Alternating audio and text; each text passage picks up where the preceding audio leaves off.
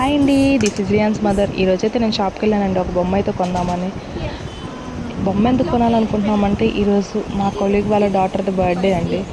So అందుకని షాపింగ్కి వెళ్ళామండి. బిట్టుగాడు అయితే ఆడుకుంటున్నాడండి, ప్రశాంతంగా ఆడుకుంటున్నాడులే అని మేము కూడా ప్రశాంతంగా షాపింగ్ చేసుకుంటున్నామండి. ఇంట్లోకి అయితే ఒక గొలపని అయితే చేసేసాడండి. ఏంటా ఆ గొలపని అనుకుంటున్నారా? వీళ్ళేంటి ఇలా సైలెంట్గా ఏదో చేసేసుకుంటున్నారు అని అనుకుంటున్నారా? ఏం లేదండి, వాడు చేసిన గొలపని ఇదేనండి. బొమ్మ అయితే పగల కొట్టేసేసాడు, వాడే పగలు కొట్టేశాడు అనమాట. పగలు కొట్టేసేసి అయ్యో అని అంటున్నాడండి. ఏంటా అని చూస్తే బొమ్మ పగిలిందండి. పోనీలో షాప్ ఓనర్ చూడలేదు, దాన్ని సైలెంట్గా సర్దేద్దాం అనుకున్నామండి. ఇందులో షాప్ ఓనర్ కూడా చూసేసాడు. షాప్ ఓనర్ చూసేసి సైలెంట్గా అంటించుకున్నాడండి. పోనీలో చాలా మంచోడు అనుకుంటే షాప్ ఓనర్ అని మేము కూడా సైలెంట్గా ఎదురుగా ఉండి చూస్తున్నామండి. ఇంతలోపు అయితే షాప్ ఓనర్ అనేసేసాడండి, మనీ అయితే కట్టేసి మీరు వెళ్ళాల్సిందని. మేమైతే సైలెంట్గా ఎస్కేప్ అవుదాం అనుకున్నాం, కానీ షాప్ ఓనర్ అయితే పట్టేసుకున్నాడు. కంపల్సరీ మనీ కట్టేసి వెళ్ళాలన్నాడు. పోనీలే మందే తప్పు కదా అని మనీ అయితే కట్టేసామండి.